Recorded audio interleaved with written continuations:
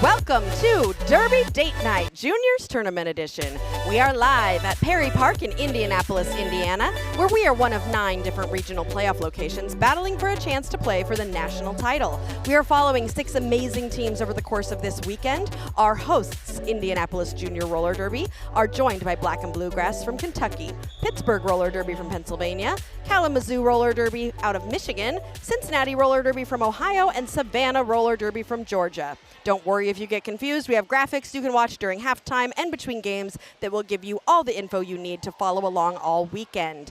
You are joining us for game number 5 in this tournament. This is the 5th place medal game between Cincinnati Roller Derby and Black and Bluegrass Roller Derby.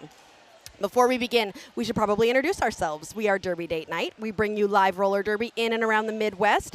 I'm Aria Kidding Me, and I'll be your play-by-play announcer all weekend with the action and some corny jokes. Behind the camera is Sirius Lee, my forever date and the real brains behind the operation. I've also got a special guest with us today, Admiral, who we also like to call Addie, or as you might know her in the chat, Abby Duffield.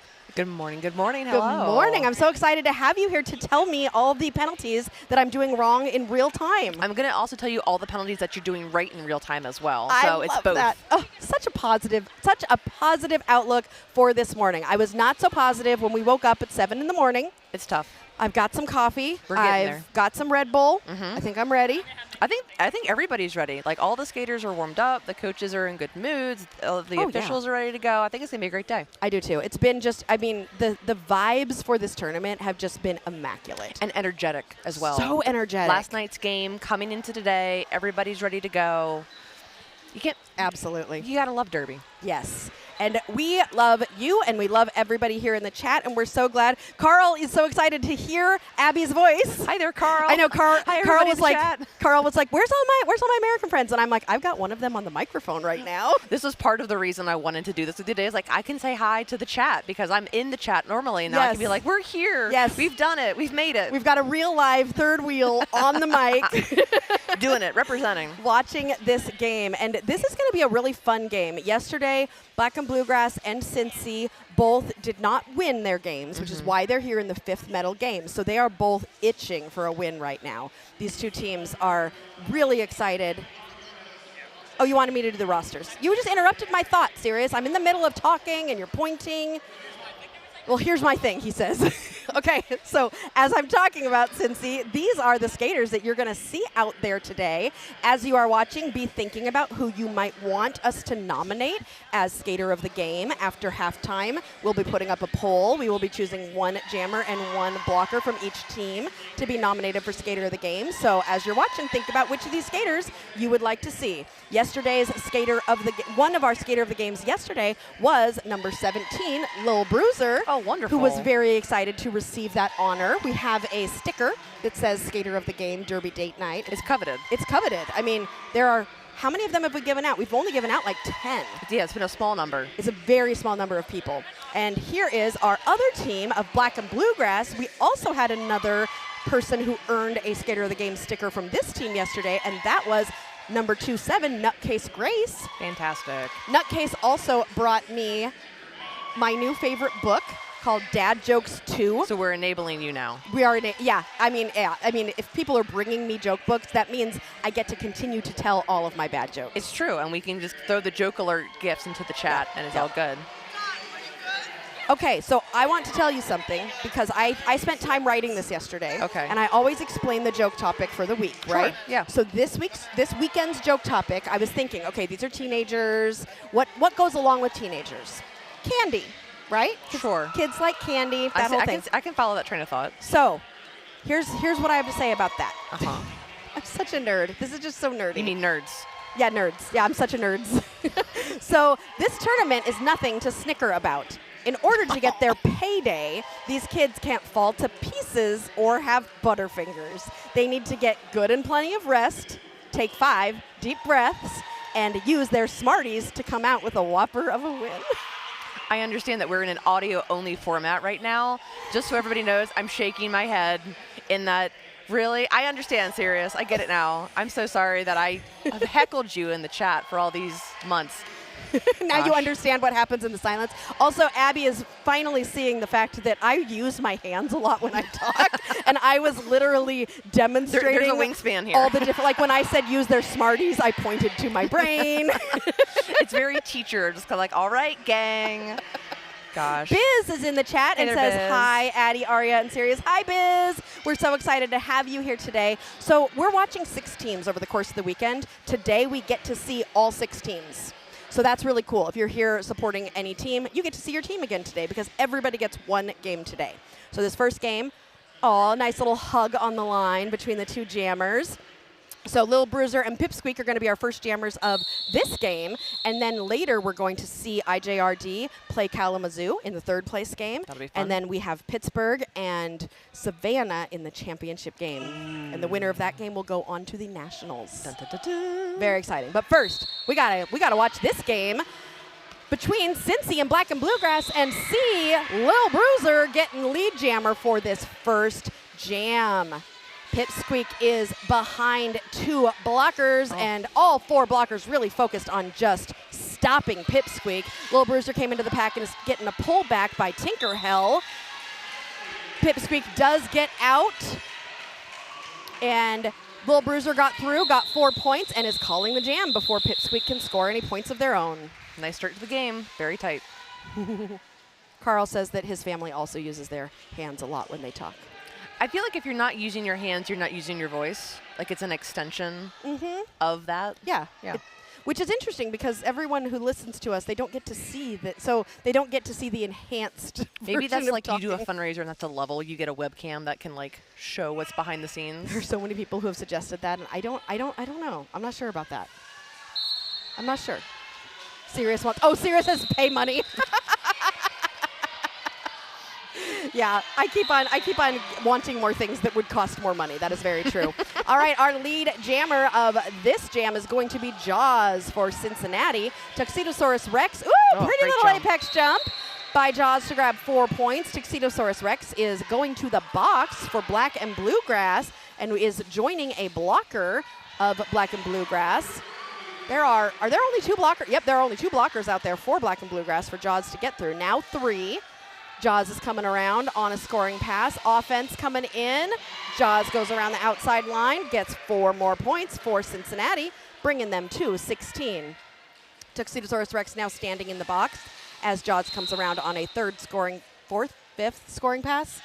3rd. I think we're on 3. I'll start 4. counting. Oh, there we go. That was 16 points. They go so. These juniors go faster. They really do. They really do. Sometimes Good I'm star like pass. blink and you miss.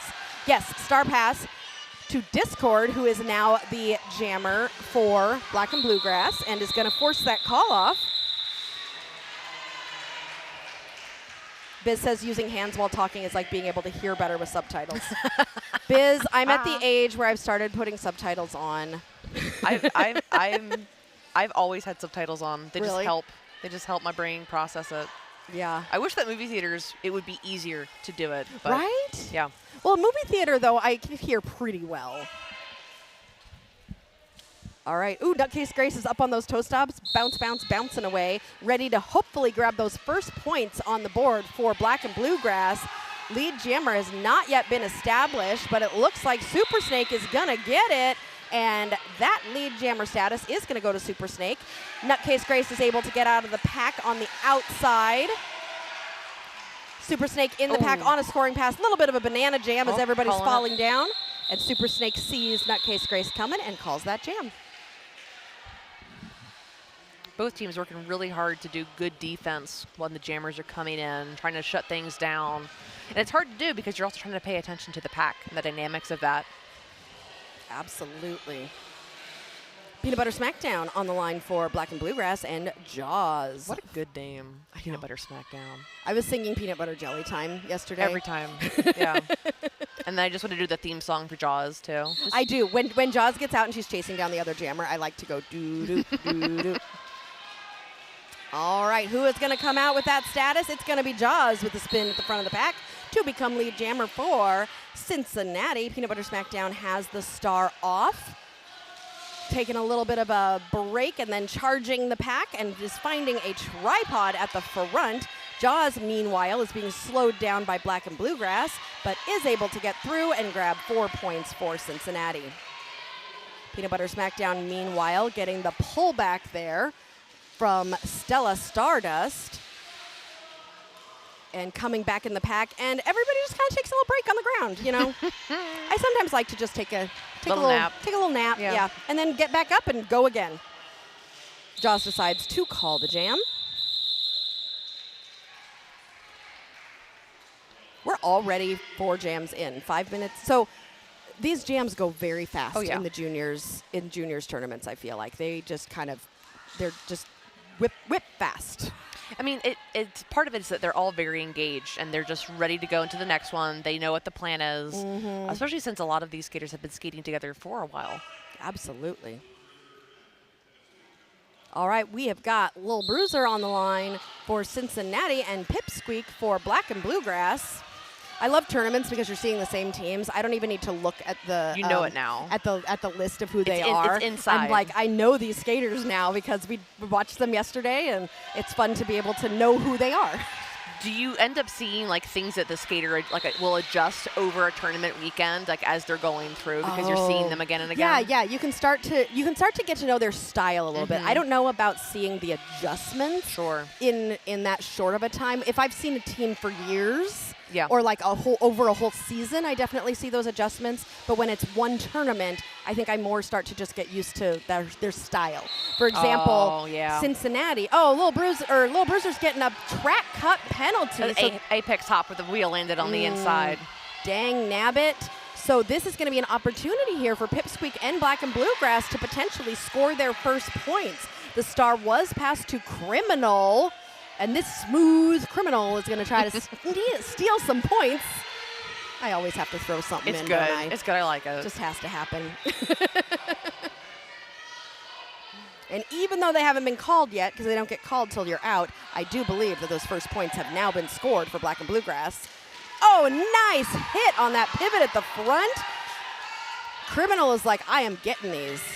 And unfortunately, do you want to talk about why that was a track cut? Sure. So we had the contact here at the front, and even though the hips are passed, when the blocker engaged, still in the engagement zone, the toe stop went out of bounds, which gives that blocker superior position. You still got to go behind.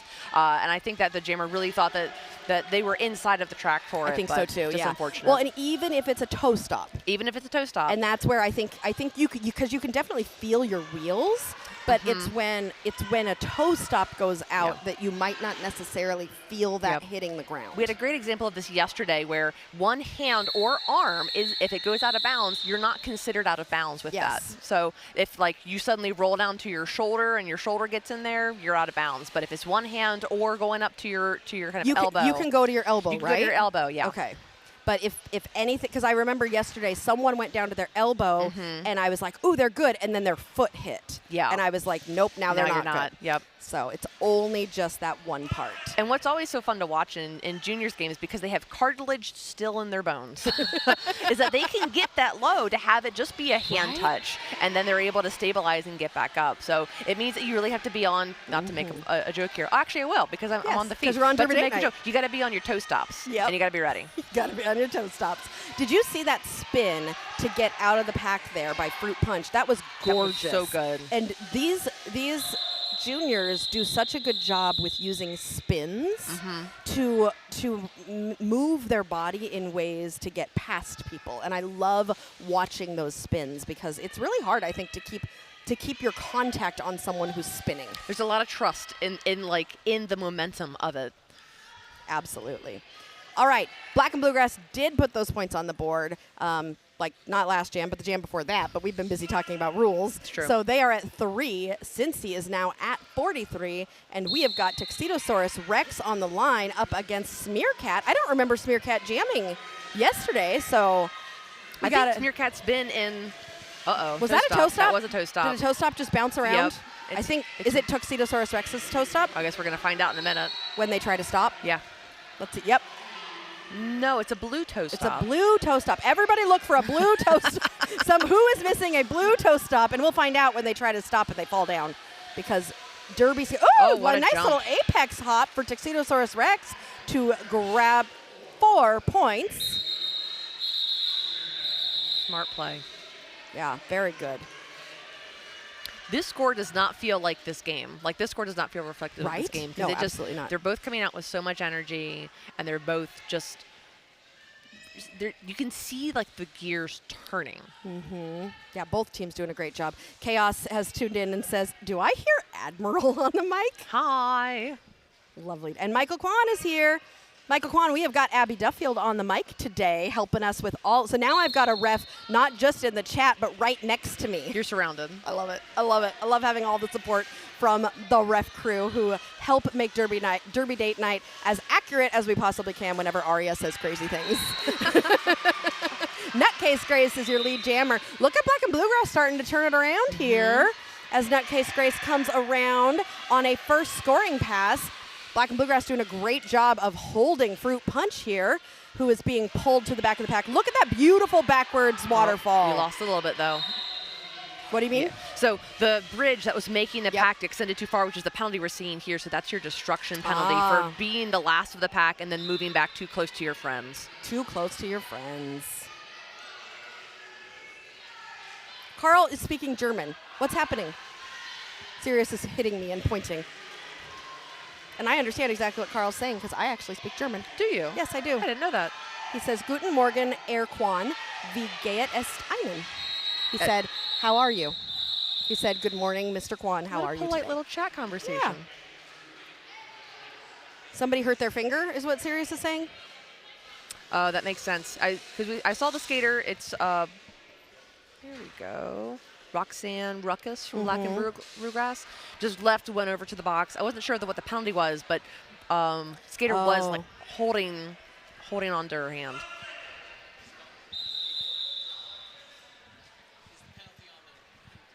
Oh. Yes, it's an L. We are in Jam A, so It it's was a low block. Low block. Yeah. Is someone else sitting for Roxanne? They'll sub out, yeah. Okay, because Roxanne has gone to the medics, so someone else. It looks like number 13, the captain for Black and Bluegrass, Zen Chaos, will be sitting for this penalty. Zen Chaos was the cover photo for the day 2 of SmackDown, and it was a beautiful little shot of Zen Chaos just smiling and clapping and getting excited. So we are currently in an official timeout because we are waiting for the medics to have their eyes on the track. It is important with our medics that we make sure that one of the medics is watching the track at all times. So that's why we have 2 medics, so one can take care of somebody and somebody else can watch. So for a minute, we had both medics kind of helping with that skater, and now that we've got a medic with their eyes on the track, we're ready to go again. Ready to go again. Did a little track repair, got some water, ready to go.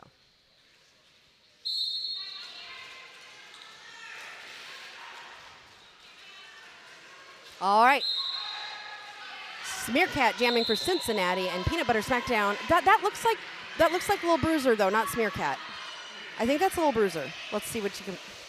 Yeah, Lil Bruiser is jamming for Cincy, and Peanut Butter Smackdown is jamming for Black and Bluegrass. Peanut Butter Smackdown coming into the pack. Both jammers were able to get out, and I think Smackdown was able to snag a couple points there. Points. Good morning, Queen of Hearts. I do think Roxy is okay. Usually when it's a finger, I mean, not to minimize anyone's injury, but whenever I see that it's a finger injury, I'm like, oh, good. Yeah. Which is not great if you're a piano player, I suppose. Well, I think it's because in Derby, we do see skaters return back with minor injuries because they're like, this is within my comfort window of tolerance to be able to take care of. One of my favorite moments ever, I was in a tournament with my teammate, Debbie Darko, who skates for Cornfed, and Debbie had broken one of her fingers. Oh, no. And ended up wrapping it for, I think it was day 2 of the tournament, yeah. and affectionately, we all called it the club. And she just skated with the club for the rest of the tournament, and I will never forget that. Oh, gosh. I mean, it is something that as officials, we have to check if there is, like, somebody's got a broken wrist or something. We got to make sure that, they're wrapped up and they're good. Absolutely. Coach Eric from Roller Derby 24/7 gifting those memberships. Coach Eric is all about supporting Derby Date Night and making sure that Derby Date Night is supported, and he wants you to become a member. So he's going to give 10 people gift memberships for 1 month, and then if you choose, you can extend that membership and get some of the great perks that come with being a member of Derby Date Night. Love the perks. Okay, talk to me about the perks because you have been a member. Tell me about the perks that you enjoy. I love the additional emoji icons that you get that you can use in the chat to be able to throw in there as well. It feels more fun. It feels more engaging to get to have that as well. And especially getting to use the shout out, like, you can purchase a shout out for somebody that's on the track doing something is super fun as well. Absolutely. Right now, do we have a lead jammer? I mean, like, this jam has been a minute and a half. There we go. Wow. That was a minute and a half that it just took to get Pipsqueak called as lead jammer. That is the longest. And our other jammer is in the box right now, too, so we're looking at a power jam. Look at that.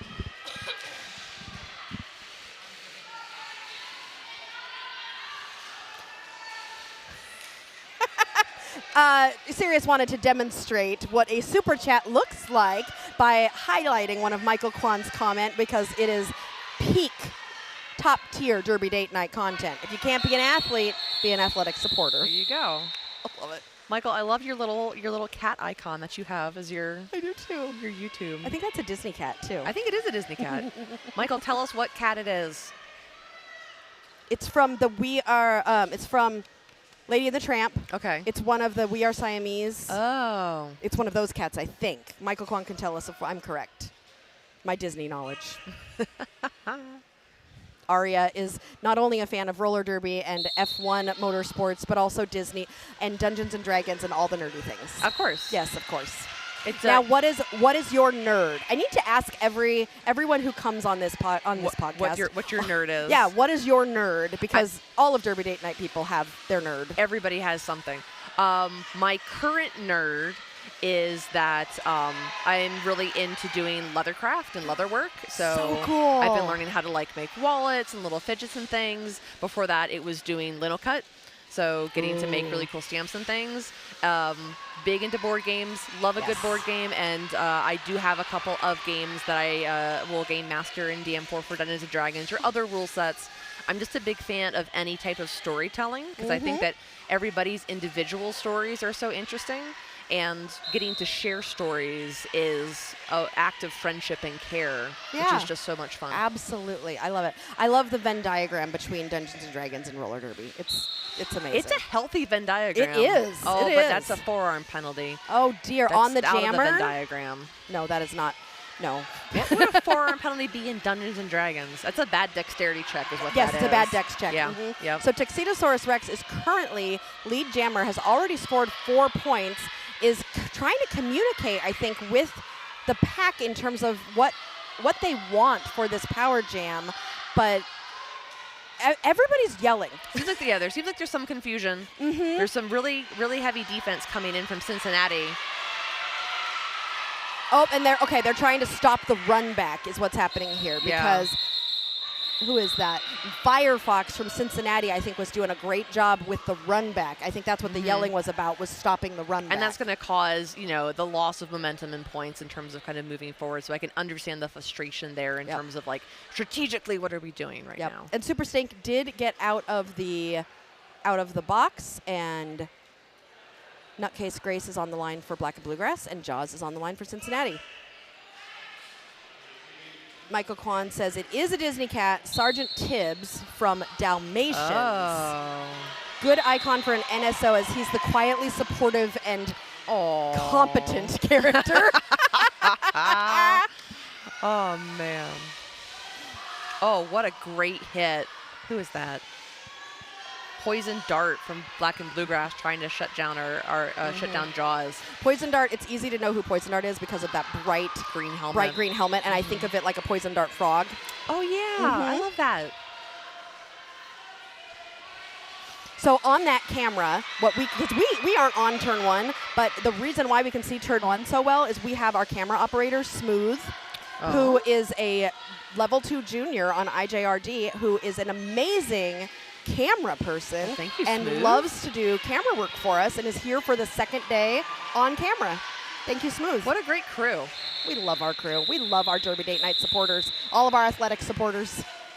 it takes a whole village to come together to get to do this. I see some hands, and I see a timeout. Sirius just got the athletic supporter joke. Really? Have you never heard that joke before? What? Just for our fans at home, we're all staring at Sirius with our heads cocked to the side like Scooby-Doo. You really didn't? He didn't laugh. It was 5 minutes ago, and now he's losing it. At least he laughed now. Sirius just got the athletic supporter joke. He didn't understand it. This is what happens on day 2 of a tournament. We get a little loopy, which is why half of the people are in the chat right now. They're not here for the Derby. They're here for Aria losing her mind. They can be here for both. They can be here for both. Sunner Day is what we call it. Yep. Right? The spins, Biz. We have been seeing so many good spins from these juniors, and I don't know, like in ballet, remember how you used to have like your point, spot, your spot that you look at? I don't think they have to in Derby. They just go. Well, I think it depends on the number of spins. You know, the momentum is really key. And you're not also, in ballet, you're usually staying in one place, right? You're trying to stay. You're not trying to travel. But in Derby, you are trying to travel. So a spot isn't necessarily going to help you. I think more than anything, and I am not a skater. I do some coaching here and there. But it's like you have to kind of like, it moves so fast. Like, who are you looking at when you're in that? You're kind of like watching your people and seeing where you're going to be, and then figure out, like, do I have to go out of bounds and recycle or what? Yeah, we've got Lil Bruiser and Peanut Butter Smackdown jamming for their respective teams. Lil Bruiser is out as lead jammer. Peanut Butter Smackdown has taken that star off and is getting pulled to the back of the pack there by Cherry Bomb. Lil Bruiser is in the pack and finds a tripod of skaters holding. So Lil Bruiser decides, you know what, I'm just going to go around to the outside and get through to grab 4 points. Peanut Butter Smackdown continuing to try and figure out any way through. Cherry Bomb is just dialed in right now and really doing a good job leading that tripod as Lil Bruiser comes through with a little apex hop to grab 4 more points for Cincinnati. Great little hop there. Michael Kwan asking if anyone, I fell asleep, Michael Kwan, because it was 11 o'clock our time, so I was not able to watch the Angel City and Rose stream on Pluto. So I was, what? Is there a replay? Does anyone know? Are we able to watch a replay of it? Because I would really like to be able to see it. The production was well done. That's great. Announcing was ... fine. That's because you've gotten used to the quality, amazing, wonderful announcing on Derby Date Night. And you can continue to allow Derby Day to do what you do if you are a third Real member. Absolutely. And you sign up. And there's the gift memberships right now, too. We appreciate all the support that we get from everyone. Lil Bruiser making that call off, preventing points from being scored by Black and Bluegrass, bringing them to 78. Black and Bluegrass is at 25. We've got 10 minutes left in the first half. Abby, don't forget to pay attention to this. We are going to choose 1 blocker and 1 jammer from each team for us to nominate. We don't get to choose the skater of the game, but we get to nominate the 4 skaters for the chat to choose a skater of the game in the second half. I like it. I like it a lot.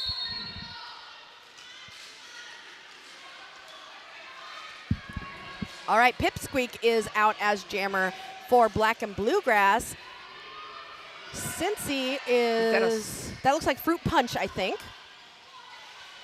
And both jammers struggling to find a hole in these walls. These walls are really staying together here and doing a great job just holding. Poison Dart is pulling back Fruit Punch. I think it might have been Fruit Punch's birthday yesterday. There was a singing of Happy Birthday and Fruit Punch looking sheepishly embarrassed. So I used my powers of deduction so sweet to guess that it was Fruit Punch's birthday. So happy birthday, Fruit Punch, and if I'm wrong, I'm sorry. Pipsqueak does eventually get that lead jammer status and will be eligible to score points for Black and Bluegrass. Fruit Punch continuing to struggle. Poison Dart is pulling Fruit Punch back but gets a penalty for a forearm. Looks like a forearm. Now you know that I really do. I mimic the hands. signals that I'm seeing as I'm figuring out what the penalty was. Got a lot of multiplayer block calls happening. Part of they're staying very tight and close together. I think, day 2, everyone's a little bit more tired, so your hands aren't engaging in the way that you want them to. So they're grabbing onto each other a little bit more. Grabbing onto each other a little bit more.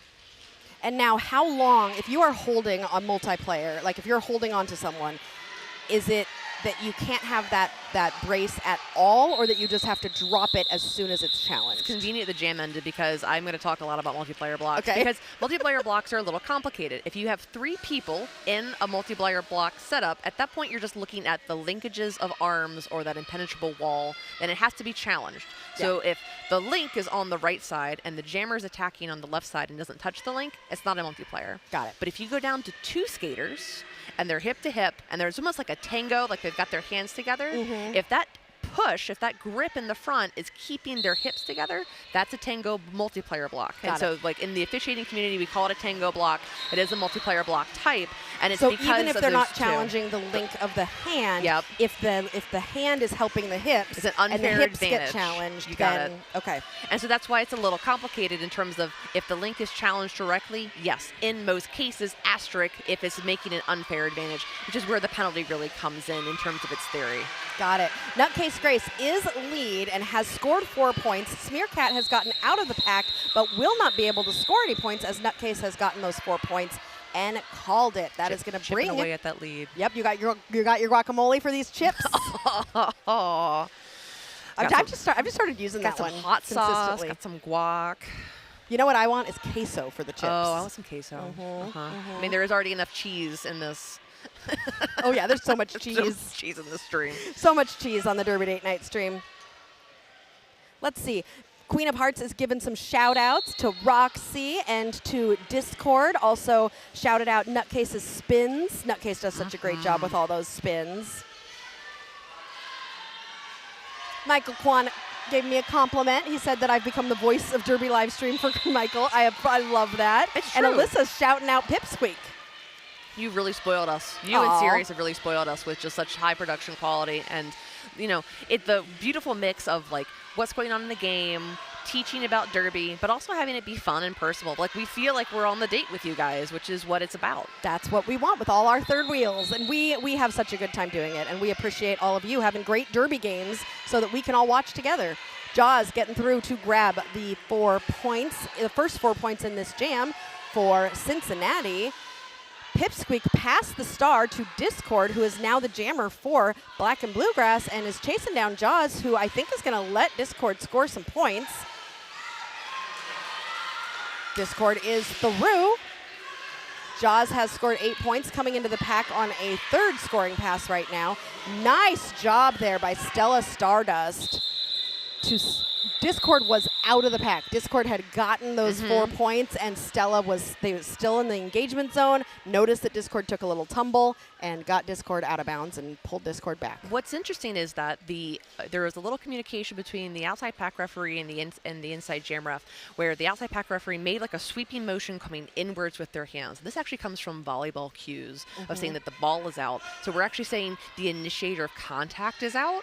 So in this circumstance, I think that the blocker did exit the engagement zone, which would have given up that superior position, and the jammer could have gone back in and through. But the jammer did know that information, notice. so they went back to be able to do that. So the jammer didn't actually have to go all the way back there. Correct. Oh, that's hard to notice, though. It's really hard to have that awareness, but it is something where as you are able to have more bandwidth, you can listen to what the officials are doing, and you can utilize the same cues that we're using to conduct the game. As we get into the last 5 minutes of this half, Nutcase Grace is currently sitting in the penalty box on a forearm. Lil Bruiser coming around on a second scoring pass, but was stymied as Lil Bruiser was trying to get through on with a little straight pecs jump, but did not stay in bounds and was pulled to the back and is now stuck in a blocktopus of 4 skaters. Some nice offense being done there by Cherry Bomb to assist Lil Bruiser. But Lil Bruiser's calling her own penalties at this point. I think Lil Bruiser was calling a forearm, but I don't think any refs saw it or agreed. And, or could have been saying, like, there was a forearm against me, not my own forearm. Yeah, no, I don't think she was calling it on herself. I think she was calling it on someone else. That would have been a lot of self-awareness. Yeah. Just want to call out Zen Chaos looking as like, so sometimes we'll use the word like mama hen or person that's like really calling the strategy that's happening during the game, being the bridge, conducting like where the pack of their team should be going for the defense. And the hit out that we had for the Cincinnati Jammer in the last jam on that straightaway was Zen Chaos moving into that position. Yeah. So just seeing some really good defense. I love that you are noticing that. I feel like the skaters that get the most missed are the skaters that are usually the tip of the tripod, the skaters that are the ones who are verbally communicating to everyone on the track. They might not be the ones who are actually executing the big, huge hits. They might not be the ones who are doing all the things, but they are directing everyone. They are controlling what's happening out there. And I love that you are giving a shout out to that skater, because every single jam has that skater who is really the commander of the jam, and you might not see it, but it's there. It's and hard they do to see it glue, so right? It's hard to see the glue. In between different things. Glue's going to be in between different things. Sirius is trying to help us point out the skater we're talking about here, but Sirius is cracking me up right now, because Abby and I are having this conversation about the glue, and we're complimenting skaters, and Sirius is using his arms. He's pointing. He's stood up. He's putting on the production. He's trying to make it happen. He's stood up. He's like, look where I'm pointing the camera. Can you guys please talk about this thing? There is an official review happening right now. The official review has been called by Cincy. So you've never been on this side of speculation. What do you think it is? Oh gosh, it actually, if it's Cincy that called it, it might be on that forearm call that they were having. Let's find out.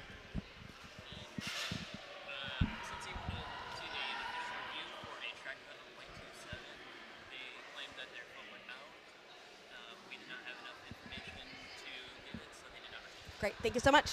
So Cincinnati was asking for a track cut to be called on the Jammer White 27, who was Nutcase Grace. They said that they saw the foot go out. The refs did not have enough evidence to issue a penalty, so they will lose their official review, and the no call will stand. It's a good classic official review, though. I mean, we were actually just talking about this morning. If you're using your official review, you can use it as a timeout. You only get a minute. But if you go in for an official review, you could get at least 2-3 minutes for something. And a track cut is usually a good culprit to go after. You know, it could be a legitimate ask. It could be just trying to buy some extra time. Either way, it's a good strategy for the team right now, especially because since he had the momentum, they've had several jams back-to-back here where they've had point scores going up, and they've been shutting down Cincinnati. So Black and Bluegrass,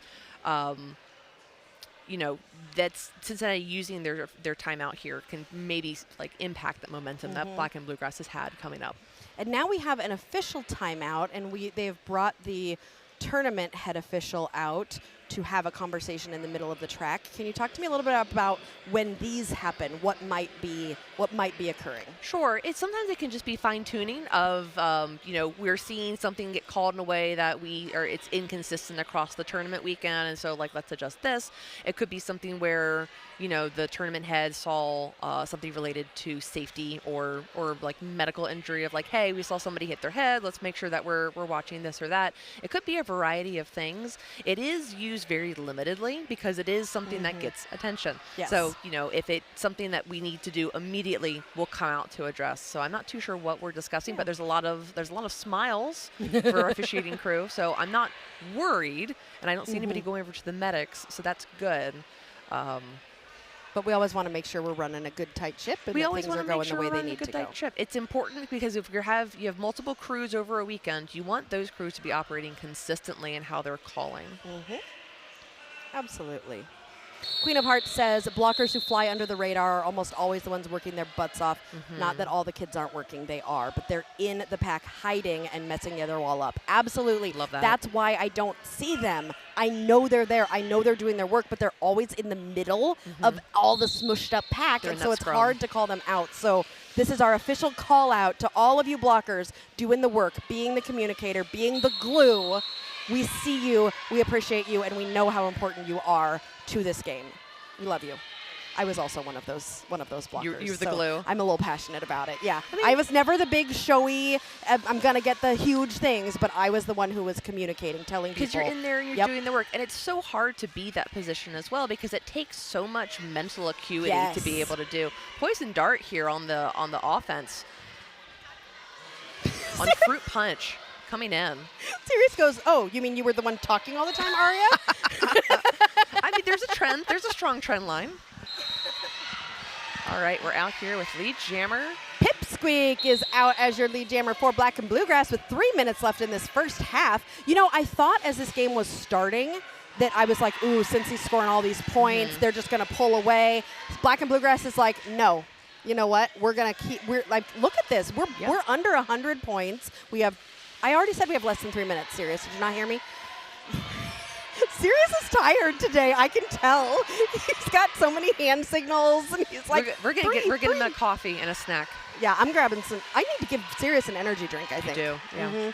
So, anyway, what I was saying is Black and Bluegrass has done a really good job of not letting Cincy just run away with this. Truly. And so we had a Cincy blocker coming out of the box here. There's actually another one that's returning here. We were very close to a split pack situation. We had two black and two white in the front, and we had 2 white and 1 black in the back. So very close. Which can be a very difficult, like, officiating thing to pick up on. But strategically, if you're able to pull your pack back enough and to catch a blocker coming from the box, you can literally shift the dynamic of the game in your favor by having that returning person come in. So just seeing some really good strategy out there. Yeah, and Cincy did a good job there of passing. I think that was one of the first times, because Cincy hasn't been passing the star a lot. That's true. But they needed to pass the star there at the end of that jam to be able to force that call off, because they were stuck for a while there. Black and Bluegrass scored 11 points in that last Their jam. defense has been really strong in doing those recycles that I know that they were frustrated with earlier, but they're utilizing that same technique, and they're having some really positive results. Nutcase Grace stuck behind a Blocktopus of 4 blockers, just completely focused. Have you not heard my Blocktopus term? I have. It's just hearing it in real life is such a joy. And that allows Super Snake to take the lead jammer status for Cincy. Nutcase Grace, though, did some magic and is now out and chasing down Super Snake, who is through the pack and calling it. There's your clinic.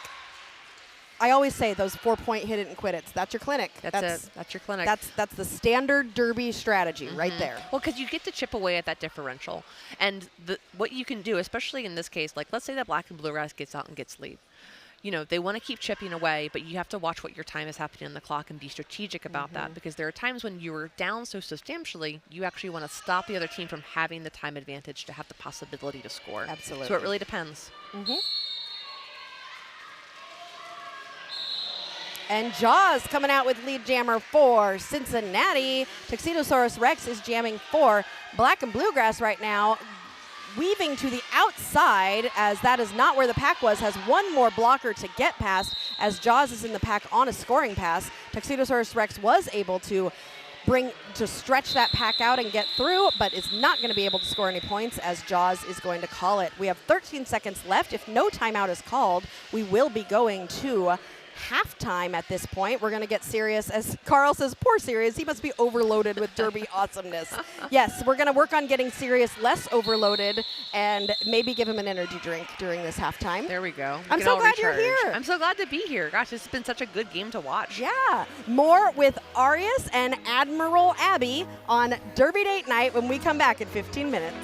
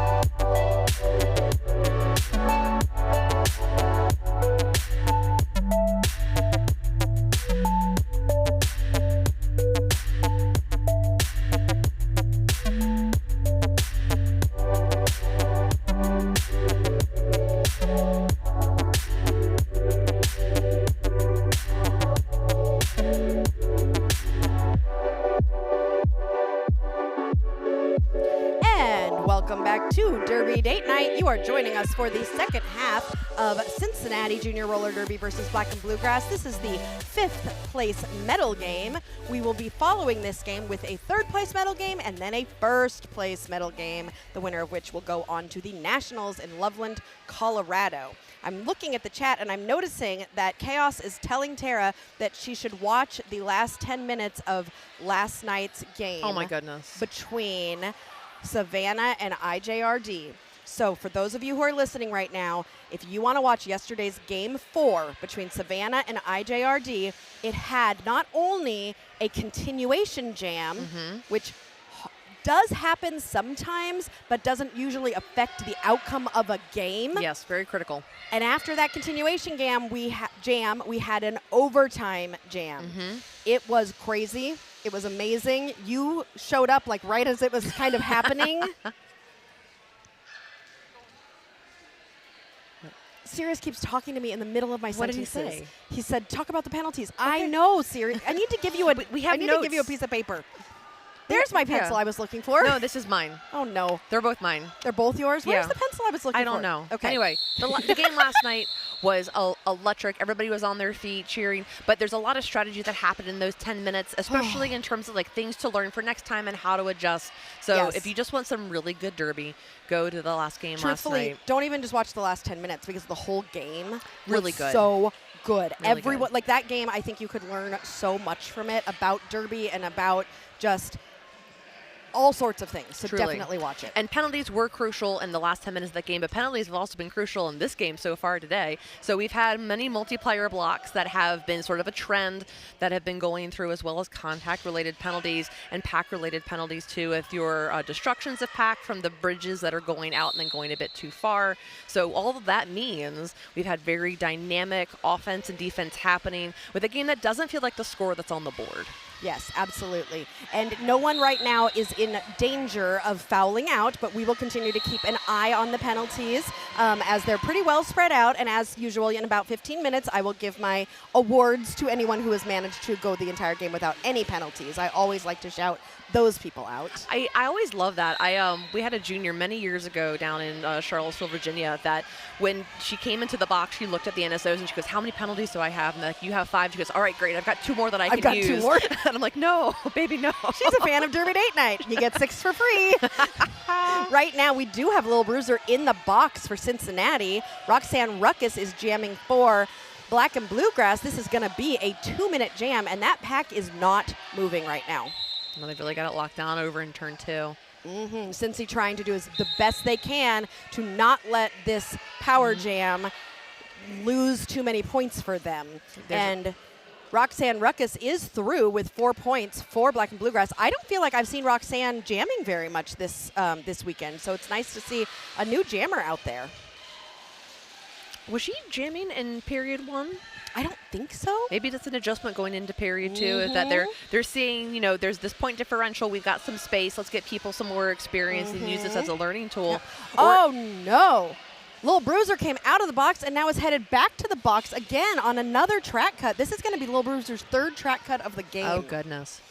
So another power jam for Black and Bluegrass, and Roxy, who is getting some offense from the blockers and just has to get past 2 more Cincy blockers,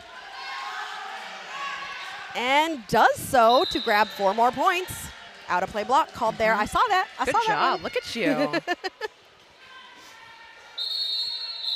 All right, that jam is called, and I am going to put up our poll for Skater of the Game. We have chosen 2 blockers and 2 jammers, 1 from each team, to nominate for Skater of the Game, but we don't get to choose Skater of the Game. That's what you get to do. So I'm going to put the poll up. It will stay up until 5 minutes is left in the game, so you don't have to vote immediately if you're not sure who to vote for. You can take your time and decide, but once you vote, you cannot change it. So vote carefully. Use your vote wisely. Use your power wisely.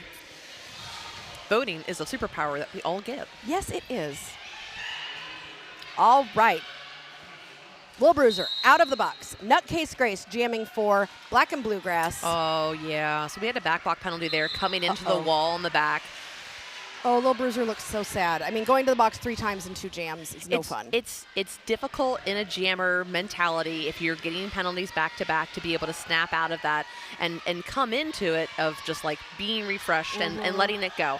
So I really have a lot of compassion here for Cincinnati's jammer. Well, and also if you're already a little bit frustrated, I feel like you might be a little bit more there might be more of a chance of maybe getting another penalty because you're already frustrated. So you have to be careful with that as well. But we see Little Bruiser taking some breaths, and I think that they're going to come in here and do a great job. Refocused, ready to go. Those walls are ready to go, though. Yep. Tara, I have got Abby Duffield, who you know from the chat, or Admiral. Hi, Tara. Is here announcing with me and giving me all the greatest NSO ref information that we need from our officials and that Aria needs to keep her in check. Speaking of our officials, there's a lot of love in the center today because both Bona and Tron Trog are wearing hearts on their tights, and it's super cute. Oh, let's look at penalties and then let's look at their tights. So this is where we're at. We've got a couple with 4 on Cincy. Let's see where we're at with Black and Bluegrass. Okay, 4 and similar 3. 4 and 3. All right, let's look at, oh, we don't have, okay, we have a chance to look at the tights. Oh, good. This is a perfect chance to look at the tights as we are going to have there a we go. team time Yep, out. good tights. So let's check out these tights that have hearts on them. You know, what if we could get all the refs to wear tights with hearts on them? No.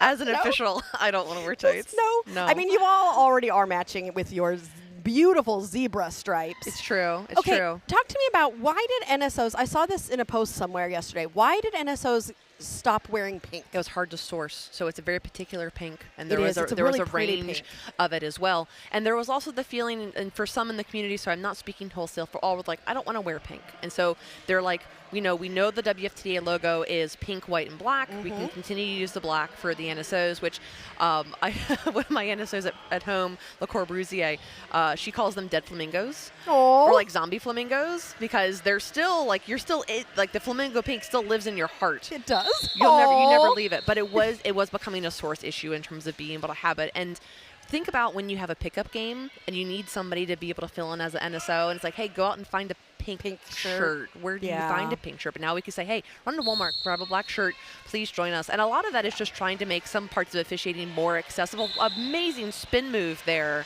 coming up the inside. Tuxedosaurus Rex. So good. I feel like I've seen Tuxedosaurus Rex grow. I think this is the 3rd or 4th game that we have filmed of Black and Bluegrass Juniors this season, and I've really seen Tuxedosaurus Rex growing as a jammer in this season, and definitely, you know, with things like the spin moves and just really working hard to rein in the penalties. Tuxedosaurus Rex tends to have some penalties, but I've noticed there's been a reining in, and definitely just more focused. Amazing. Really, it's really great always to see so that interesting growth. to see how like all skaters through juniors, like you literally watch them grow up over the years to be able to see them. You know, I've been fortunate enough to be officiating juniors for almost 10 years now, and there's some juniors that I've seen that have literally like grown up in front of my eyes. I think we got something going on with the scoreboard. Really? Something? Oh yeah, where's the scoreboard? Richie Cranium's our jam timer, and he's staring very ardently at the scoreboard. So yeah, he is. Look how serious he looks. Like serious. It's the beret. It is the beret. He's very dapper today with We had a his star beret. pass there for Cincy coming through. That jam is over, and I would not be surprised if we see an official timeout. Let's watch. Nope. Yep. Look how quickly. Serious, you've got to get your camera on Richie faster. There we go. There goes dapper. Serious Richie. Serious face. Our wonderful NSO he was crew. so on top of that whistle. Was. Like, that jam ended, and he was like, gotta get the whistle. Blow. Well, we don't want to waste time. You know, sometimes you can you can fix something quickly. You're going to get into that next jam, and you're going to let the 30-second lineup do what it needs to do. But if you know it's going to be more than 30 seconds, let's not have a greater impact on the game. Let's call it, let's fix it, and let's get moving. Yep, so absolutely. just a really super solid officiating crew out there today. Bon Appetit is our head NSO, and I believe that Filet Official is our head referee for today. I love Filet Official's name. It's great. Filet Official. Filet Official. Filet Official. I love it. Okay, you know what? We haven't told any jokes yet, Abby. I mean, And we had all those you are on candy Derby Date jokes Night. in the beginning. I think my teeth started to rot inside of my skull. They're just so sweet. So sweet. So Saccharinely. sweet. These jokes are so sweet. Sugar rush. What happens when you eat too much candy? Tell me. It makes you thick to your stomach. Wah, wah, wah. Serious? Wow, that was a chuckle. That was a full chuckle. That was a full chuckle from him. I also think I told it yesterday, Sirius. So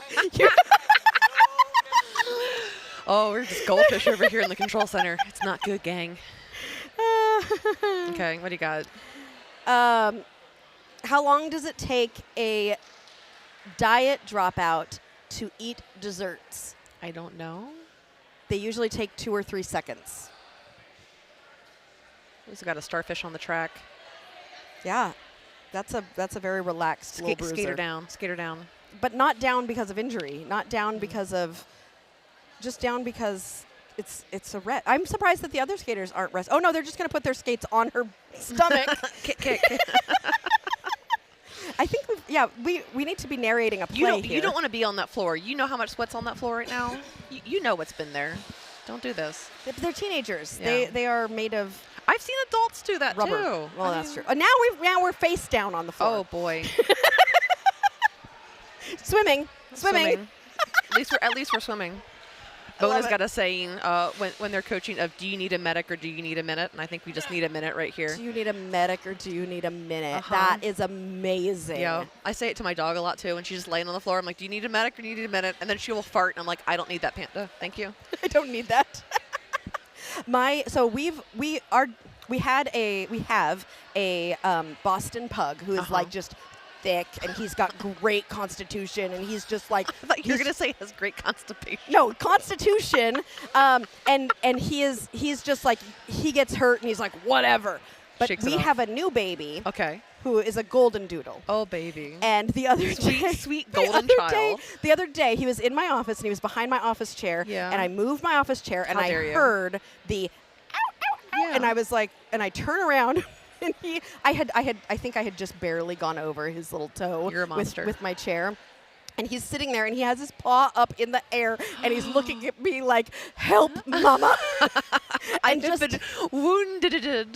And just the difference between these two dogs is so funny because... You know what you've got there? Huh? You've got a blocker and a jammer. This goes out to all of my jammers out there that are not fragile. We do love you, but they're...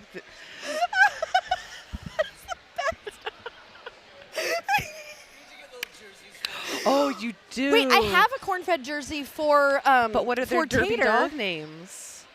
Oh, their real names are Boomer and Tater. Those are also derby names. But our family is all sarcastic names. So I'm Are you kidding me? Yeah. He is seriously, and our kids are OMG and LOL. Uh-huh. So the dogs have, I've got to work on dog names for them. We'll have to find some good puns. Yeah. Well, which we skipped the whole joke section here, and we're back to it No, already. we didn't. You told your own joke that was better than any joke I could have ever come up with. Oh, goodness. Pipsqueak jamming for Black and Bluegrass, and Super Snake is jamming for Cincinnati. Michael Kahn says Abby broke Aria. You are 100% correct on that. I've reached a new membership level here, gang. It's good. Breaking Aria. No lead jammer has been established yet. Yes, never mind. I lied. Super Snake is your lead jammer for Cincinnati. Pipsqueak has that star off and is stuck at the back of the pack. As Super Snake comes around on a first scoring pass, Pipsqueak is stretching that pack out at the front, has got two blockers doing some great tango blocking, I suppose. There you go. Yep. And now a tripod. We've got a lot of Offense blockers coming that in. head to the box for penalties. We had a direction penalty and then a forearm. So we're starting to see that, like, you get into your tripod and then it gets chipped away because of these penalty calls. Super Snake in the pack on a scoring pass has gotten 4 points and got through. Pipsqueak continuing to struggle at the back of the pack. Black and Bluegrass trying to provide offense and break up that pack to no avail. Pipsqueak continuing to try to push, and that's an interesting look. At Pipsqueak is pushing, and the skaters kind of all got in a line. And what I was seeing happening was as the line was getting closer to the next person, I think they were getting ready to go into a double blocking and then a tripod, but they got in a line first. That was interesting. Oh. Okay. we just got some information that they are double checking jam numbers. So while it says jam 5 on your screen, it might not actually be jam 5. That is what is going on with all this. That's really important for the paperwork that they have when they're going on. So, you know, if we're questioning when a blocker or a skater got a penalty in a certain jam, we have the jam number connected to it. The same thing goes for points as well. They're all connected to jam numbers. So if our jam numbers are off, that means that maybe our paperwork is off, which could mean that the game is off. So we really just want to make sure our math is good. Yeah, that's gonna be some work after the game. Roxanne Ruckus, jamming again for Black and Bluegrass, got a forearm and is in the penalty box. So this will be a power jam for Cincinnati, and Fruit Punch. Did somebody's leg just go like up in the air? It was Stella Stardust, who's really, I've been seeing Stella Stardust be the glue of Cincy in this. It's just like very strategically watching what the other team is doing, trying to get Cincinnati's walls together. So another really good glue member, who I think is actually one of our, is Stella Stardust one of our? Yes, one of our nominees for player of the game. That nomination is going to be open for about 15 more minutes. Good star pass there. No, not star stash, star stash. Star stash. Roxanne coming out of the box and getting through, hoping to get the call off here. And Fruit Punch does decide to call it. What I'm noticing with this score is Black and Bluegrass is not letting Cincy run away with it. They're Cincy really not. Keeps trying to pull away, and Black and Bluegrass, I feel like Black and Bluegrass is such a scrappy team. Yes. Like, that's the word I would use to describe Black and Bluegrass. They are just going to fight, kick, scratch, not actually, not literally, but they just are. They are a never give up team. And Cincy has that kind of like internal strength and fortitude of we're just going to keep pushing and grinding and going. So you have two teams that in several different ways they're in a good contest here. I think this is a good challenge window for both teams. Yes. We're not seeing a blowout. Oh no. Boy. Nutcase Grace just barely getting out. What did you see happening there up at the top? It looked like there ended up being a low block penalty on a Cincinnati blocker as the Black and Bluegrass jammer was coming out there. But it was a very good bridge that was extending from the front. So very good strategy from Cincy in terms of trying to really shut down that jammer before they got out. So Michael Kwan says there's no way that you could perpetrate that amount of carnage and mayhem and not incur a considerable amount of paperwork. Yes. I love that. That's a great quote. Carl says that's from Hot Fuzz. Such a good movie. Carl, that's such a good call out. I wonder if Cincy Jr. is coached by Trader Joe too. Do I have a list of the who coach? Cincy? No. Your snacks. You're moving my snacks. I don't know. The Cincy coaches. Ratchet is one of them, but I don't know if Trader Joe is also one. We'll have to ask. Yeah. Great drawback here. That is Punky Bruiser doing the work as a blocker, even though she's usually a jammer. I love to see it when they can just switch like that. You know, I've got both of them. It shows a deep bench. You know, if you're able to have that much utility, because I know that sometimes benches will set up with 3 sets of 4 blockers, and then you only get 3 or 4 jammers after that. But if you have utility skaters, that's what's going to allow you to not get people to be tired so often and use different skills. Yeah. Criminal took a star pass there and is going to be trying to force that call off. Super Snake, meanwhile, is being pulled back by Tuxedosaurus Rex and does decide to call the jam. Tuxedosaurus Rex did start as our jammer, and that jam had a star pass over to their pivot, and so it was very interesting. The same we were just talking about utility skaters of moving back into that other position to be able to start to play defense against the other team. Yep, absolutely. I have a jammer friend who talks to me about wanting to practice blocking more. Yes. Because sometimes they pass the star and they're like, what do I do? I'm lost in the woods. Not sure what to do. Queen of Hearts says juniors have no bones. Truth. Truth. They're so bendy. Some of the skaters today, when they have fallen, they've fallen straight down on their knees, and I'm like, bless your body for being able to recover and stand up from that, because if I fell down on my knees, I'd stay down there. Or they fall on their tailbone and get back up, and I'm like, I would not get back up from that. Not a chance. No Not a chance. way. I want to stay down. Okay, we've got Fruit Punch and Pipsqueak jamming for their respective teams. Oh, man, what toe stop work on the inside there. I'm noticing this season in particular. Oh, did you see that foot? She broke her foot. The foot is broken. That's not broken. But she's still skating. Yeah. don't understand how they get back up after. Their ligaments are made of rubber. Okay. It's okay. Ours- Everyone's okay. Everyone is okay. Everyone is okay.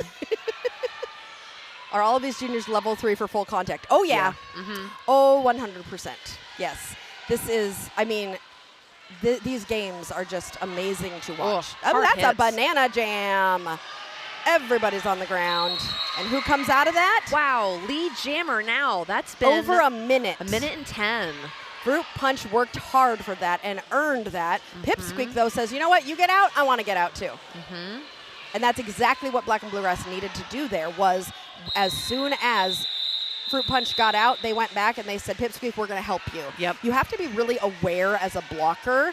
Once you let that jammer go, you got to go back and help. And you only have about, I would say, 7 seconds. Yeah. It's really not that long. You have to know what your job is, and you have to know when your job changes to be able to adapt to what's next. Yep, so you go back, you help, but then you have to reform your wall because that jammer is coming around. You do not have very long to play offense. Got a timeout there from Cincinnati. I think this goes back, maybe glue is the theme of today because, you know, your glue is going to be looking at that strategy to say, where do we need to be? Are we going to be in the back to start to play defense? Are we going to be in the front to save our points because we know that a call-off is coming? Where's the other jammer? There's so much that goes on the track, and I hear a lot of folks who, when they start Derby, they're like, I don't know what to watch. I'm like, yes.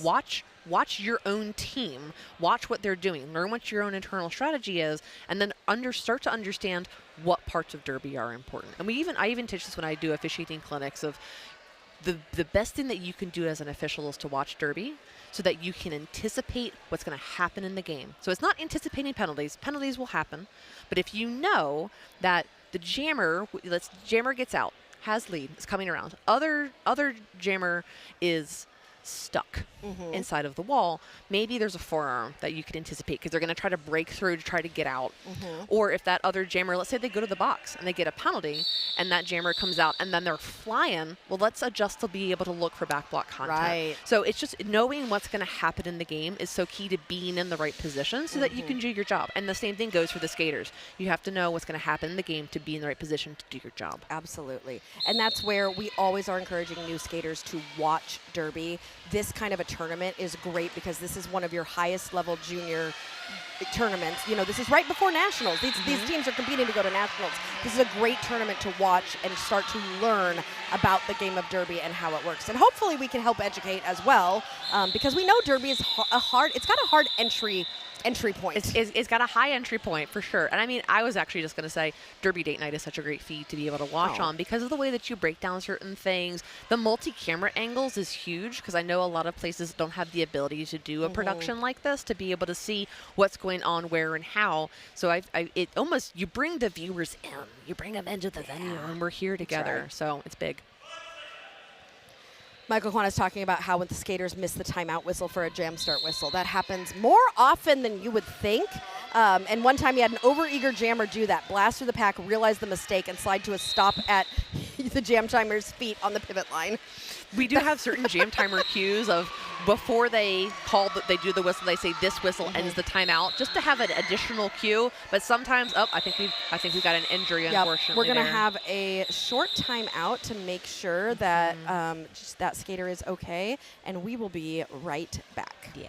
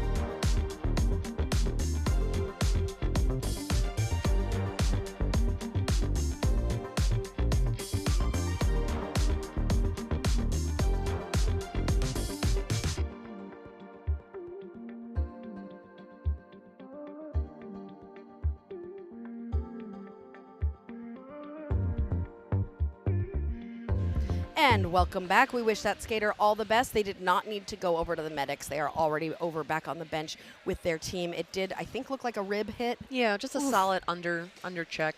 Oof. So. I hate those. While the bodies are made of rubber, the feelings are not, and that's okay because, like, it's such a tough tumble sport. You know, we want to make sure everybody's okay. Safety is our #1 priority.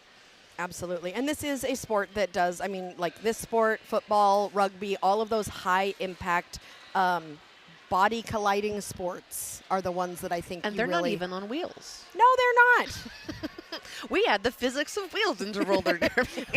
we're just throwing everything at, just throw the kitchen sink at it. I will say that sometimes while I'll be officiating and something will happen, like, it's just bad physics.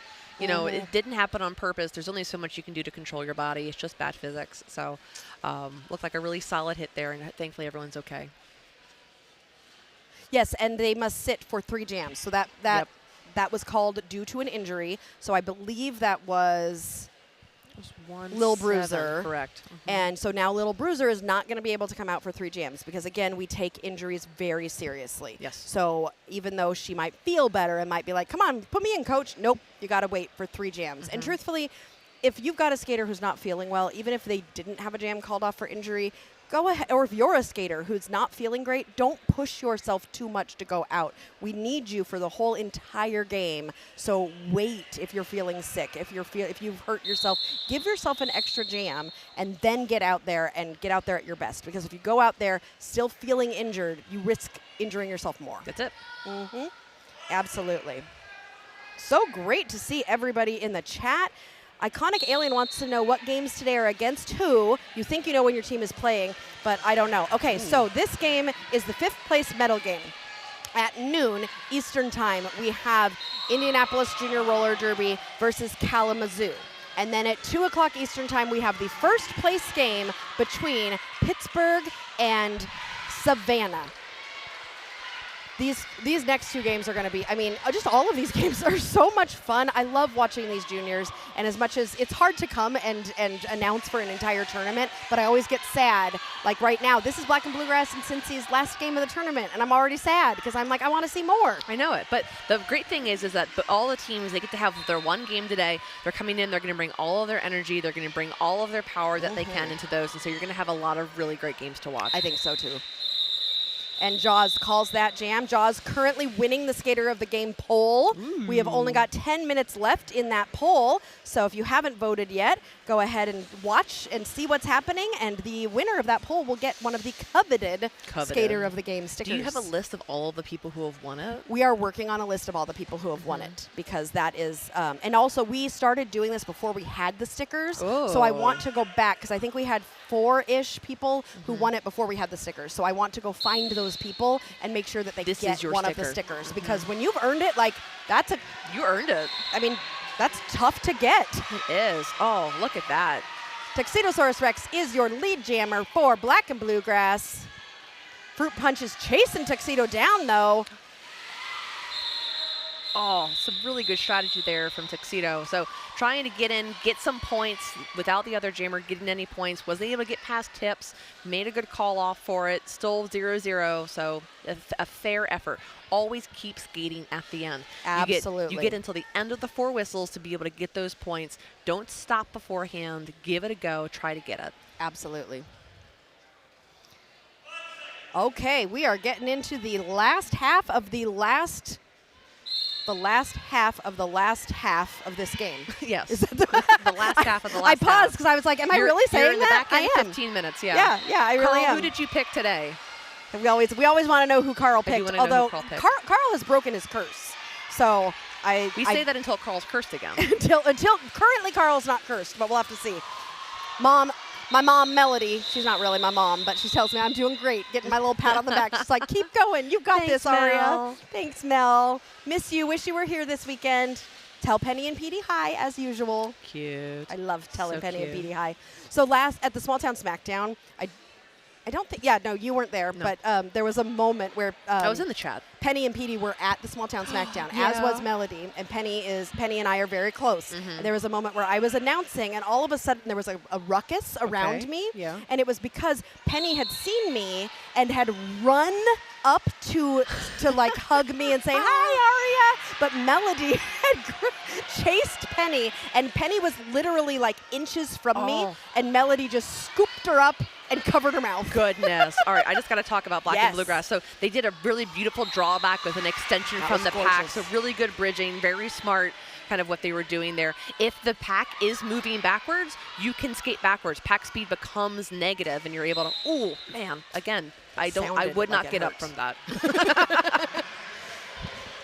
Okay, so what are you saying about skating backwards? So if the pack is skating in reverse, pack speed becomes reverse, which means that Derby gets a little strange because some things that would normally be illegal, like skating backwards, aren't illegal because the pack is moving in that reverse direction. However, the rules of Derby want you to skate in Derby direction. So there is an encouragement that if the other team starts to move forwards, it's not necessarily a pack destruction because Derby wants you to move in that direction. Yep. So, but the way that they do it, if they do it with a sudden and marked clip to move forward, so if the pack speed is going in reverse, and suddenly the front of the pack's like, and we leave. Okay. It could be considered a destruction penalty. So it gets a little wonky. Yeah, It gets a interesting. little wonky.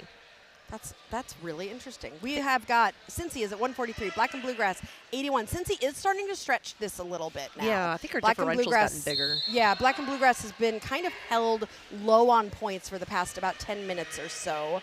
So we'll see how things We've go. expanded to a 62-point differential. Okay. We were at 41 close to the top of the half.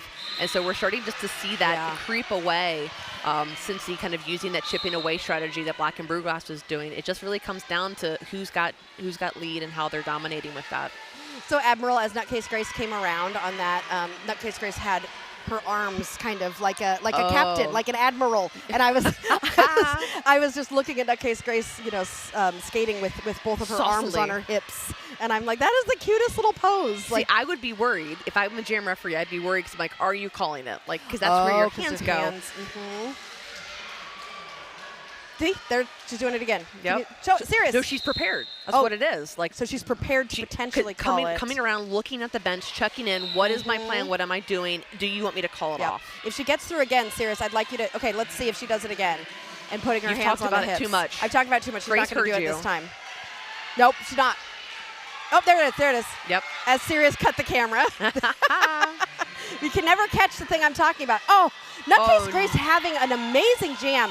She got pushed out, but the skater who pushed her out went out of bounds, and Nutcase Grace was aware enough to see it and then decided to call the jam. 16 points for Black and Bluegrass. So what's the differential now, Abby? Because Black and Bluegrass, even though they didn't hear us, it's kind of like they did. They were like, shush, stop talking about the differential. We're going to bring it back down. Oh, no, we have brought it back down. Yeah, we're back down to 49. Yep. So, again, and that's a big jam from Black and Bluegrass, too. 16-3 is a big piece of that. Looking at penalties, we do have a couple skaters at 5 and 6 on both teams. Wow, we've really moved from the half. We really have. So penalties have definitely racked up here. And Black and Bluegrass getting another lead jammer status for Tuxedosaurus Rex. See what they do. But Super Snake is able to get out quickly as well. So I don't think this jam is going to be a super long one. Little hop. Tuxedo with the attempted apex jump. Did he get any points? No, we're seeing that the foot didn't land on the inside, so we're not going to get those points. Okay, so I'm always curious about this. Sure. So when a jammer attempts an apex jump, they only get the points if they land on both feet upright and in bounds? You have to your foot has to touch in bounds. You don't have to stick the landing to get the points, but your foot does have to touch because that's going to complete your inbounds to inbounds transition. Okay. Now, if you fall, you'll still get the points. You'll still get the points. But your foot has to touch inbounds. 1 foot? 1 foot.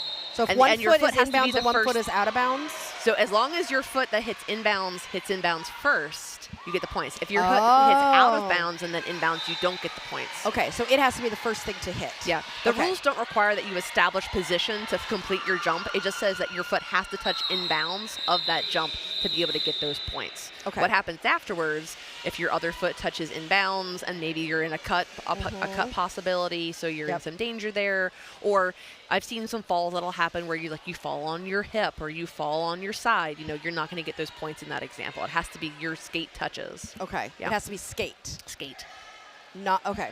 Foot skate. Foot skate. I don't want to say like wheels because like a toe stop would count. This is an official review being called by. No, it's an official timeout. Serious. I don't see the the white dot is not blinking. We're not gathering. I don't see the. Nope, we got coaches in the center there. It looks like Cincy is standing in the center there. So something should be blinking, but it's not, maybe. Sometimes that happens too. Ratchet went to the center, so Here yeah, we go. Cincy. Yep. So. Okay, so it is a Cincy, potentially a Cincy official review. But I don't see the other team present for the official review. It's 1:30 in the morning for Carl, and he's still awake.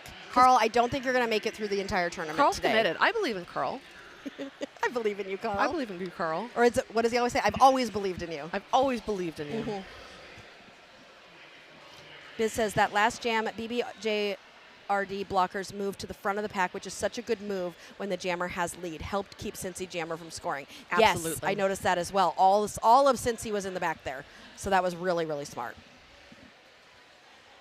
Queen of Hearts is just fangirling. Oh, I love seeing Ratchet. just seeing Ratchet makes Queen of Hearts happy. I feel that way about a lot of Derby people when I turn on, somebody else's stream or I go somewhere. I'm like, I know them. I get to cheer for you now. I know. I get so excited. I'm like, ooh, people that I like, people that I admire. I think that's one of my favorite things about the Derby community as a whole, both for skaters and for officials, that everybody chooses to be here. Yes. Nobody is being dragged Yes. into roller derby. Everybody's choosing to be here, and so the community engagement is usually really positive. People lifting each other up, cheering for each other. So, I'm just happy. I'm happy I get to cheer you on today. Yay. I'm happy I get to cheer on our juniors and our officials. So, just a really great day. Absolutely. Well, no one came and told us anything, and I don't see any new people in a penalty box. So I'm going to go with that probably was not retained. But I don't know because it's still there. I think it might have just been an official timeout because I'm not seeing the loss of anybody's resources. Yep. We've now. Hi, Ursa. Nice to have you join us. Another shout out to Bona's amazing shoes, which I'll have Sirius zoom in on in a minute because those shoes deserve their moment of recognition. I think all of our NSOs on the inside deserve a moment of recognition as the camera goes over there. But not definitely just the those shoes and the fanny pack and Bona. All of the people deserve recognition, and then the shoes can have their own moment. It's true. What was the tournament this year that had the shoe cam? Was that Clover Cup? Did they really? They did. So actually, it ended up in. Oh, here we go. Are we gonna? I was waiting for it. Yep, I'm waiting for it too. Yep. Sirius is like, you're gonna wait. You're gonna just look at this. There it is. Yeah. There's the shoe cam. Shoe Those are cam. amazing. And they don't look that and the hard hearts. to walk So you in. can see the hearts. Oh, you can see the hearts. A lot of love in the center. I love it. But I think it was Clover Cup earlier this year that did a shoe cam. Amazing. And they highlighted both audience members and officials and some skates that were just really amazingly constructed. I love that. Yeah. And they even had the banner scroll, just the official shoe cam of Clover Cup. All right, Sirius, put it on the list. Things to do. More graphics to make. Okay, Super Snake is your lead jammer. Coming around for Cincy. Black and Bluegrass has had lead jammer quite a few times, so Cincy trying to turn that trend around here as we get into the final minutes of this game. Remember, whoever wins is going to be 5th place in this tournament. All 6 teams have done an amazing job. After this, we will have our 3rd place game, followed by our 1st place game. Mm-hmm. Particularly tough jam right here. We've had several different blockers in and out of the box for both teams rotating, which is really hard to be able to adjust strategy-wise. We have got 40 seconds of game time for you to vote for your skater of the game. If you have not voted yet, we will be closing that poll shortly and be awarding that after the game to our skater of the game. Fabulous sticker. Our differential stretched back out with Cincy getting the lead a couple of times. We're back to 61 here. So, we keep seeing Black and Blue Glass rally back up 20 points. And then, Cincy comes in and says no, and they're shutting that down. So, but again, that goes back to how these teams are just really well matched for each other. Yes, they are. And it's a very good contest. If we could have seen a blowout, but Black and Blue Glass says no to it. And Cincy comes back and is like, hey, we're going to try to do these things. I love it. This has been you're definitely seeing them fall into a momentum. Yes. Right now. Mm-hmm. This is the pattern. And so it'll be interesting to see as these teams, in the next few years, is that trend going to continue? Is this more of the strategy or is this more of the players? Yeah. And we'll find that out in the next couple of years. Do you want another nerd moment from me? Yes. I love how sports are constructed. So the NHL recently came out with something called I think it's called Ice Drift, if I remember correctly. And it's about tracking the momentum of the teams in the game based off the center axis of the ice hockey rink. So how close the teams are to the axis can designate who has the most momentum. And then you can look at how the scoring breaks down. It's a recent technology that they came out with. But I'm like, how does this apply to like soccer or to something like roller derby? Like, how do we track momentum and how that swing has such an impact? Right. I would think it's about maybe how far the pack gets around the track in each jam. Maybe like how far they go. I don't know. You know, my hunch would be it actually has to be which team is getting lead more significantly than the other ones, because your strategy is going to change based off of whether or not you have lead. And that momentum, that scoring momentum, especially like the mental, what happens with your mental momentum there as well. Like, are you getting into a sad space as a team when you're not able to rally? Oh, gosh. Speaking of lead, I know. Fruit Punch got lead and just came into that pack and tried to bust that pack open, and Black and Bluegrass was not moving. And since he's fighting in the front to be able to keep our Black and Bluegrass jammer back in, Roxanne Ruckus is out of the pack, but will not be able to score any points as that jam will be called. So I am going to close our Skater of the Game poll and say a big congratulations to Jaws. Dun, dun. Dun, dun, Dun, dun, dun, dun, dun, dun. Here's your sticker. Love it. Jaws is going to be getting that Skater of the Game sticker after this game, and I'm excited to be able to present that to Jaws. Congratulations. Oh, Jaws is on the line right now. Oh, speaking of, Jaws is about to jam Jaws, up against Jaws, come over Nutcase here, Grace. get your sticker. Yeah, Jaws, come here. Come here real quick. Eric says that he is going to work on a shoe emoji for us. Love that. I love that, a Derby Date Night shoe emoji, which will be exclusive to Derby Date Night members only. Is it a shoe or is it a skate? It should be a shoe skate. Okay. Maybe, can we do glitter? Can you do a shoe and a skate, but with their noses touching, so it's a heart? We'll see if Eric Is that can too make complicated, that happen. Eric? I believe in you. And lead has gone to Jaws.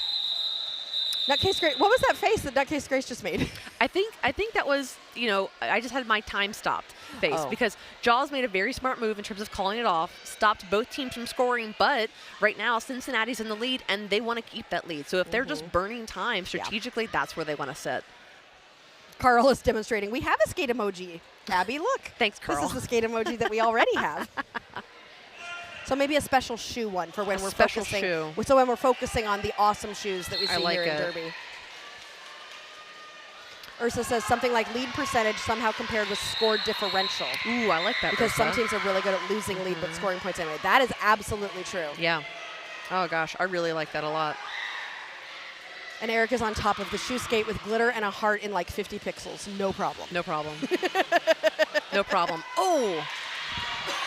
Oh, a big old collision. And a call off by Cincy at the end there.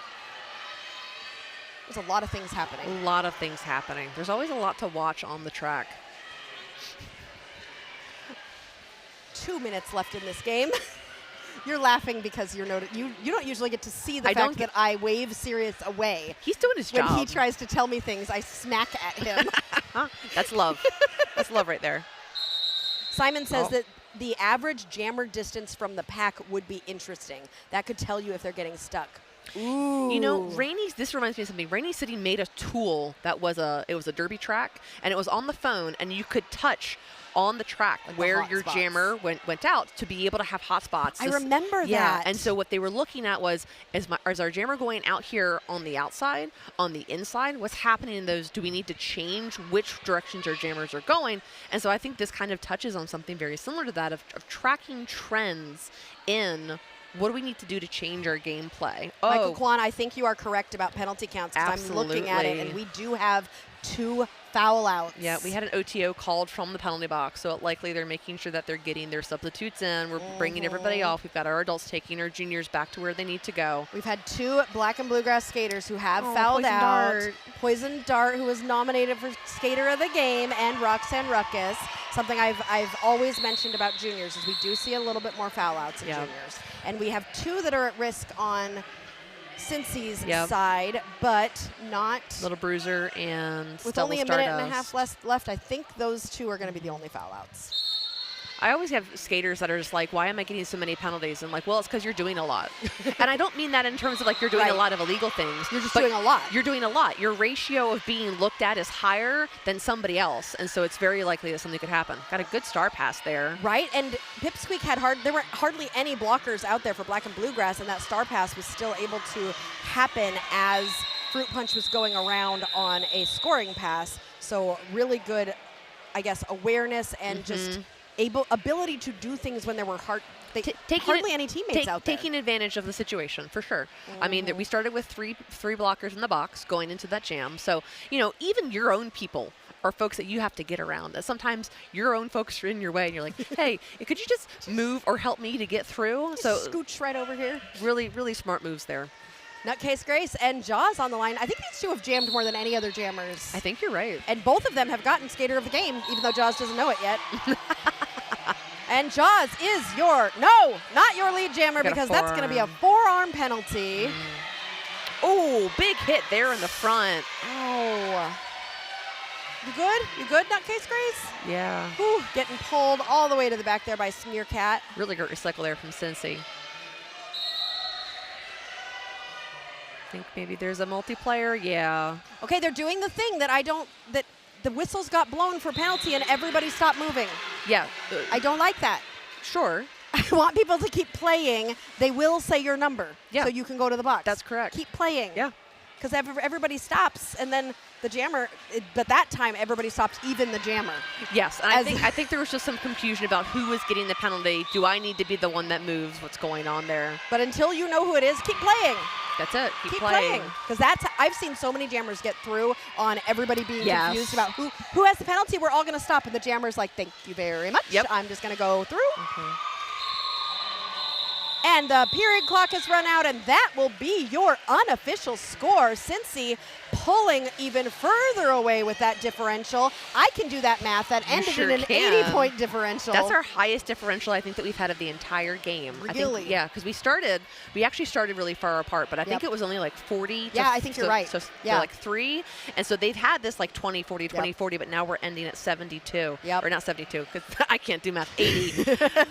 Welcome to Derby Date Night, where you can't do math. See, you get to Derby Date Night, and all of a sudden, goes out the window. Goes out the window. Well, this was such a fun game. Thank you for joining us, Abby. It has been great. We've got 2 more games coming up. So in 20 minutes, we have got IJRD versus Kalamazoo, and that will be our 3rd place game, followed by our championship. Get your snack, get your drinks, see you in 20 minutes. And come on back here on Derby Date Night.